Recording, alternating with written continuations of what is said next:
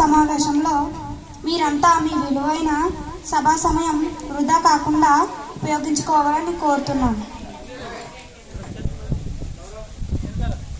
ముఖ్యమంత్రి గారి సందేశం. అధ్యక్ష, మేము అధికారంలోకి వచ్చి నేటికి 18 నెలల కాలం పూర్తయింది. అనేక సమస్యలు ఉన్నాయి. అయినా అభివృద్ధి సంక్షేమం విషయంలో రాజీలేని పోరాటం చేస్తున్నాం. మేము అధికారంలోకి వచ్చినప్పటి నుంచి యువతకు ఉపాధి కలిగించాలనే సంకల్పంతో డిఎస్సి ద్వారా 40,000 ఉద్యోగాలు కల్పించాం. అధ్యక్ష, తల్లికి వందనం పథకం ద్వారా ప్రతి పిల్లవానికి 13,000 రూపాయలు వారి తల్లుల ఖాతాలో జమ చేయడం జరిగింది. అధ్యక్ష, ఈ ఆగస్టు 15 నుంచి మహిళా సాధికారత సాధన కోసం మహిళలందరికీ స్త్రీశక్తి ఉచిత బస్సు ప్రయాణ సౌకర్యం కల్పించడం జరిగింది. ప్రభుత్వం వరకు ఇంగ్లీష్ మీడియం బోధనలను జరపాలని నిర్వహించాం. అధ్యక్ష, రైతన్నలకు రుణమాఫీ ప్రకటించాం. అంతేకాకుండా పేద ప్రజలకు ఆరోగ్యశ్రీ పథకం ద్వారా ఉచిత వైద్యం అందజేస్తున్నాం. ధన్యవాదాలు అధ్యక్ష. ముఖ్యమంత్రి గారి ప్రసంగంలో మేము జరిపిన సంక్షేమ కార్యక్రమాల్ని వారివిగా జరుపుకోవడం చాలా ఆశ్చర్యంగా ఉంది అధ్యక్ష.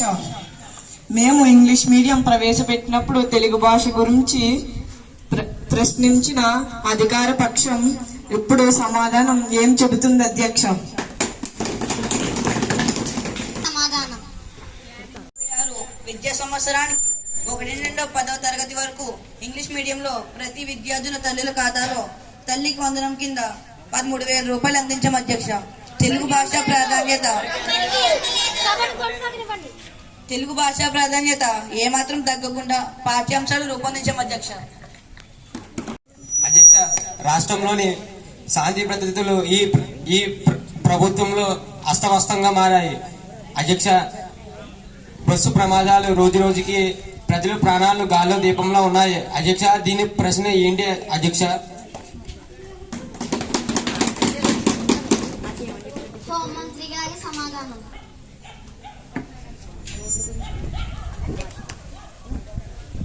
అధ్యక్ష, రాష్ట్రంలో జరిగిన బస్సు ప్రమాదం చాలా దురదృష్టం అధ్యక్ష.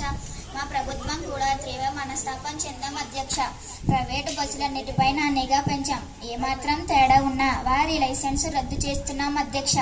ప్రమాదంలో మృతి చెందిన వారి కుటుంబాలకు ఒక్కొక్కరికి 5 లక్షలు ఎక్స్ గ్రేషియగా ప్రకటించాం అధ్యక్ష. ప్రతిపక్షం వారికి ప్రజల ప్రాణాలపై ప్రేమ ఇప్పుడే గుర్తుకొచ్చింది అధ్యక్ష. వారి ప్రభుత్వంలో జరిగిన ప్రమాదాలు మర్చినట్టున్నారు. ధన్యవాదాలు అధ్యక్ష. ధన్యవాదములు అధ్యక్ష. అధ్యక్ష, రాష్ట్రంలో రోడ్డు పరిస్థితి అధ్వానంగా తయారైంది అధ్యక్ష. అలాగే ప్రజలు ప్రయాణం చేయాలంటే భయపడే పరిస్థితి వచ్చింది అధ్యక్ష. ఇప్పుడు ఏం సమాధానం చెప్తారు అధ్యక్ష? పంచాయతీరాజ్ శాఖ మంత్రి గారి సమాధానం. అధ్యక్ష, రాష్ట్రంలో ప్రతి మారుమూల గ్రామానికి రోడ్లు వేయించడానికి యుద్ధ ప్రాతిపదికను ఏర్పాట్లు చేస్తున్నాం. నిర్మాణ వ్యయం అంచనాలు వేయించాం. గిరిజన తండాలకు ముందుగా ప్రాధాన్యతనిస్తున్నాం. బస్సు లేని గ్రామాలకు రవాణా సౌకర్యాలు ఏర్పాటు చేస్తున్నాం. అధ్యక్ష, జనవరి 1, 2025 లోపు ప్రతి గ్రామానికి రోడ్లు వేయిస్తాం అధ్యక్ష. అధ్యక్ష, అలాగే మా ప్రాంతం చెందుర్తి ప్రాంతంలో రోడ్లు వేస్తా అన్నారు, ఇంకా వేయించలేదు. దీనికి ఏం సమాధానం చెప్తారు? 2025 లోపు చెందుర్తి గ్రామానికి రోడ్లు వేయిస్తాం అధ్యక్ష. అధ్యక్ష, అలాగే ఆటో వారు కడుపు కొట్టారు, దీనికి ఏం సమాధానం చెప్తారు అధ్యక్ష? విపక్ష నాయకుల ప్రశ్న. పాఠశాల విద్యార్థులు నిర్వహిస్తున్న మాక్ అసెంబ్లీ ఎలా పనిచేస్తుంది? ప్రశ్నోత్తరాలు ఎలా జరుగుతాయి? బిల్లులు ఎలా ఆమోదం పొందుతాయి?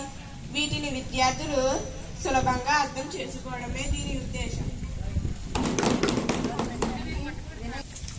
అధ్యక్ష, మా స్కూల్లో టాయిలెట్ శుభ్రత, త్రాగునీటి సదుపాయం గురించి నా ప్రశ్న. ఇవి అన్ని తరగతుల్లోనూ అందుబాటులో ఉన్నాయా అధ్యక్ష? రోజు శుభ్రం చేయబడుతున్నాయి. కొత్త వాటర్ ఫిల్టర్ కూడా ఏర్పాటు జరుగుతుంది అధ్యక్ష. ధన్యవాదాలు మంత్రి గారు. అయితే హై స్కూల్ బ్లాక్ లో ఫిల్టర్ పనిచేయడం లేదని విద్యార్థులు చెబుతున్నారు. దీనిపై చర్య ఉందా అధ్యక్ష? విద్యాశాఖ వారి సమాధానం. వెంటనే టెక్నీషియన్ పంపి దిద్దేలా చూస్తాం అధ్యక్ష. కొన్ని తరగతుల్లో కిటికీలు ఫ్యాన్లు పాడై ఉన్నాయి. ఇవి వెంటనే మరమ్మతులు కావాలి అధ్యక్ష. అధ్యక్ష, మన భవిష్యత్తు నిధులతో మెరుగుదలలు జరుగుతున్నాయి. వచ్చే వారం లోపల పాడైన వస్తువులన్నీ మార్చిపెడతాయి.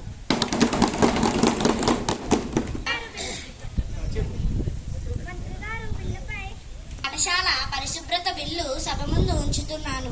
ఇందులో ప్రతిరోజు గ్రౌండ్, తరగతుల శుభ్రత, విద్యార్థులలో హైజీనిక్ అవగాహన కార్యక్రమాలు ఉంటాయి.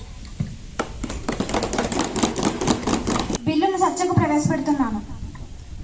మంచి ఆలోచన అధ్యక్ష, కానీ ఇందులో విద్యార్థుల పార్టిసిపేషన్ క్లియర్ గా లేదు.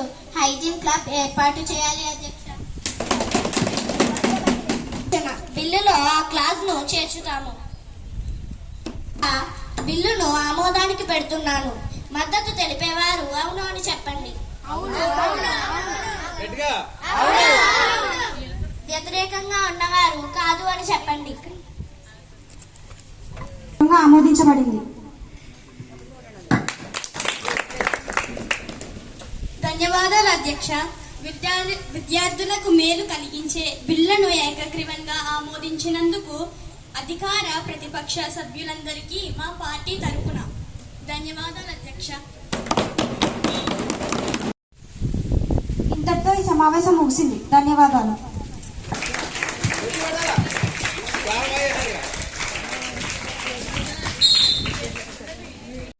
నిర్ధారణ చేస్తే మనకి ప్రతిపక్ష నేతలు అలాగే హోమ్ మినిస్టర్ గారు చూస్తే అనుకుంటాను చక్కగా మరి క్లాస్ రూమ్లో కూడా ఎలా ఉంటుంది కూడా చక్కగా తన యొక్క పాత్రని పోషించారు. అలాగే ముఖ్యంగా ముఖ్యమంత్రి గారు కానీ, విద్యాశాఖ మంత్రి గారు కానీ, అలాగే ఎమ్మెల్యేస్ అందరూ కూడా చాలా చక్కగా పార్టిసిపేట్ చేశారు. సో మరి ఇలాగే మన స్కూల్ని కూడా డెవలప్ చేయడానికి మీరు కూడా మీ వంతు పాత్ర పోషించాలి. స్కూల్ మందిది నేను చూస్తా ఉన్నాను, చాలా మంది క్లాస్ స్కూల్ అయింది పరీక్షలో అవుటర్స్ 5 నిమిషాలు లేట్ చేస్తారు. వాళ్ళు అక్కడ లేట్ చేయకుండా ఇంటిలో స్కూల్కి వచ్చేస్తున్నారు. సో మరి ఈవినింగ్ క్లాస్ పెట్టినప్పుడు పబ్లిక్ వచ్చి ఇక్కడ ఇబ్బంది పడే పరిస్థితి ఉంది. సో కాబట్టి మనకి మన స్కూల్ని మనం కాపాడుకోవాలి. అలాగే మీరు కూడా మీ వంతు పాత్ర పోషించాలి. అది చక్కగా పిల్లలు నేను ఎక్స్పెక్ట్ చేయలేదు, మరి ఇంత చక్కగా పిల్లలకి పరిశీలిస్తున్నటువంటి శ్రీనివాస మేడం గారికి, అలాగే గోవిందరెడ్డి గారికి, అలాగే మనకి శ్వాస మేడం గారు, మిగిలిన టీచర్స్ ప్రతి ఒక్కరూ కూడా చక్కగా సపోర్ట్ చేసి పిల్లలకి ఈరోజు మాక్ అసెంబ్లీ అంటే ఏంటి, ఒకప్పుడు చూస్తే స్కూల్కి సంబంధించినటువంటి కొన్ని విషయాల గురించి మాట్లాడడం వల్ల మరొకసారి ఇచ్చుకుంటే నెక్స్ట్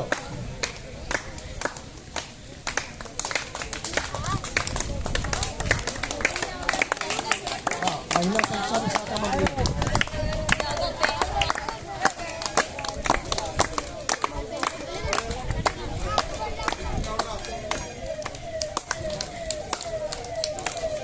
హోమ్ మినిస్టర్ గారిది హోమ్ మినిస్టర్ గారిది వస్తుంది. Okay right.